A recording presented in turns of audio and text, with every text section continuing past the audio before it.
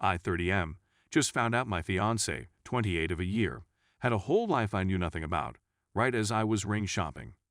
I have been dating the most amazing woman for the past year and a half. I have been in puppy love before, the kind where they're all you can think about and you smile when you think of them. And we have that too, but she has also brought to me the joy of being together, but not together. That magnificent way you can just be and be alone, in the same room her reading a book, be doing a project, and really knowing someone, knowing how her mouth crinkles when she thinks, the way the rain makes her feel, all the stories of her childhood, all the little stuff that makes her a person. At least I thought I did. I was shopping for a ring and had been dropping hints that made her smile, and we would plan this little suburban life, a deck with a grill, a goofy puppy, a piano. We talked about baby names and vetoed ones. We had the joke names Trevor and Trevina. We'd pick out paint, colors, and flooring at Lowe's and giggle like idiots. I was 100% confident, I just hadn't chosen a ring. You know she didn't want a diamond but didn't know what she does want. Then I got a FB message today from some guy. He said that he was her brother-in-law and that she had blocked him on FB, but could I please pass along a wedding invite, and it would mean a lot if she was there. I pressed for more details and it all came out. She was married before to a guy named Brendan, and they had a little boy. Sam, she told me before, she didn't like that name. The son died in a car accident, and afterwards they had an ugly divorce and she cut ties. 5 years of her life I never knew about, and I don't know if I ever would have. I think she was never going to tell me. I felt sick about this all day. Made up an imaginary sickness to sit and think by myself, and I feel paralyzed by it. This morning I knew her and now I don't. I don't even know how to bring this up or what. I definitely can't go by ring and pretend. At the same time, I want to be with. I am hurt but know that was horrible, that she went through something unimaginable, but I don't know what that means for us. Am I just a distraction? Is this something she does see? Just don't know. Help update. I spoke to her the day after. She told me she had wanted to tell me for a while, but didn't know where to start, that she thought about Sam every day, but at the same time didn't know how to begin. She pulled out a shoebox from her closet and she showed me the pictures. Pictures of her wedding, this propped up little thing at the courthouse, her in a short white dress with a slight stomach. Her husband, this smiled kid with this blonde hair. Then the baby Sam. Pictures from a red-faced baby to this little 4-year-old person. Birthdays and Christmases, and pictures of the three of them a family. She talked about Brendan, how they came from these radically different backgrounds, and she barely knew him as a person before he was a father and husband. They'd only been dating 3 months when she got pregnant. They were 20. Then she talked about Sam, her baby. She kept saying he was the best thing that ever happened to me. Hearing that broke my heart. She talked about how his hair cowlicked in 3 different spots and how he was always singing or humming, that he loved to climb. She told me his favorite movie and book. She made him a person to me. Then she told me how they lost him. Some kid ran a red light and then he was gone.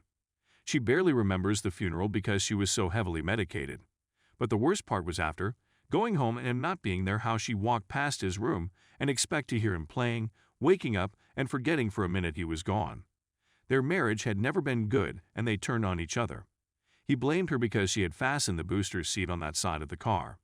She blamed him because he had been driving. They were divorced within a year after the accident. Brendan had a new child within 2. She had spent the time doing overload on classes and working, keeping busy because it made things easier. She didn't see her old friends because they drifted away, they never knew what to say. And they mostly had kids of their own. She was surviving. But seeing Sam's brother, who looked so much like Sam, hurt so much that she decided she had to get away and stop wallowing. She took the pictures down, donated clothes and toys, deleted her FB and stopped seeing the old friends who weren't really friends anymore. She said she chose to keep breathing because that was what it had come down to. Then she met me, and she said, I made her want a fresh start, a better marriage and more children because she loved me. We talked for hours, she cried and I cried for her.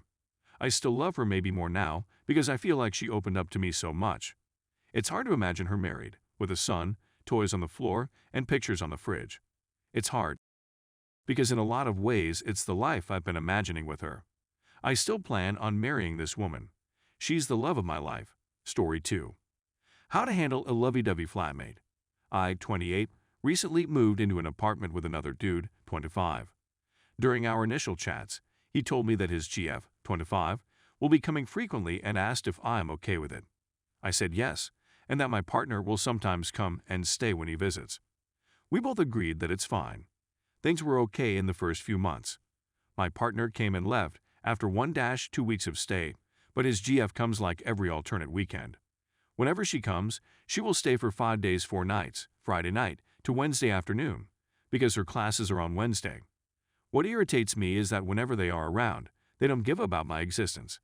For instance, they will make out in the living room, and it makes it difficult for me to go to the living room to, say, grab my stuff.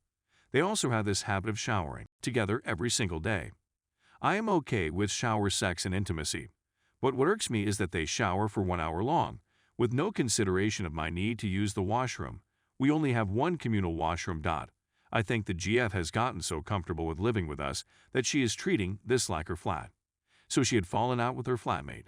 She just ran up to our apartment and sought refuge here a few weeks ago. I closed an eye, not wanting to make things difficult.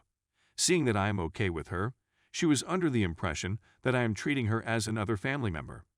Just last Friday, she suddenly dropped a bomb, telling us that she will be coming up next weekend because her flatmate is throwing a party, BTW. Next week is their turn to be at her place. I felt very anxious because I felt like my personal space was invaded. My flatmate put me in the spot by asking if it is okay for her to do it. I spoke to him in private and told him that I need my space, and so I'm not comfortable with her coming up next weekend. He said, but if I am with her, I would have to be in her room. I told him, that's me when she's here. He apologized for it and said that she would come up on the day of the party, i.e. Sunday, and stay until Tuesday, but she will come again on Friday and leave on the following Tuesday again. At this point, I am pretty annoyed. I feel like the flat is no longer mine and his, but his and his GF. I want to draw boundaries with him, but I am thinking about how I can do it without destroying our relationship, since things were pretty decent with us.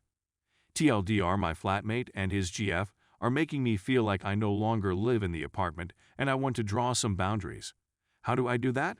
Story 3. My 33M, wife 30F, is being cold with me. We were at a party and my wife and my brother were having a conversation about songs with demeaning lyrics in them toward women. Brother's girlfriend was also in the conversation.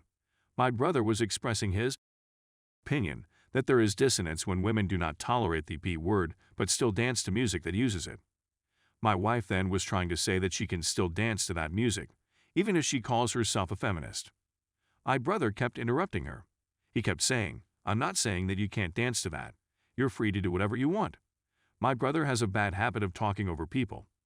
His body language in this situation was leaning back fully on his chair. My wife kept talking after each interruption and began getting very upset. She began leaning in closer and raising her voice and doing that head-moving thing stereotypically associated with black women. She also started pointing her finger and waving it in my brother's face. Then she started crying and stormed off. I tried talking to her, and she ignored me and pushed me aside and drove off. Now, my wife has been cold with me for 2 days and it's annoying. I asked her what's up. She told me she's annoyed at what happened and also annoyed that I'm a kiss to my brother, exact same words. In my family, we get into heated discussions, but once the conversation is over, we stay cool. I never storm off when someone doesn't agree with me. I guess my wife wanted me to take her side, but I don't even want to ask her what her point was. It wasn't making any sense at the time. I feel like dealing with this kind of stuff is a deal breaker for me. Also, when she stormed off, she went to go get a piercing and buy cigarettes even though she doesn't smoke. She didn't tell me anything. I found out when I saw the piercing, and she left the cigarettes on a bookshelf at home. I really dislike impulsive traits and I hate that she just leaves like that sometimes instead of talking things through. I would never do that to someone. It would take a lot for me to just ditch someone. Am I exaggerating to be thinking of divorce? We don't have any kids and we're financially stable. We have good careers. TLDR, wife got into an argument with my brother and left party crying. She's now cold with me and I'm thinking divorce.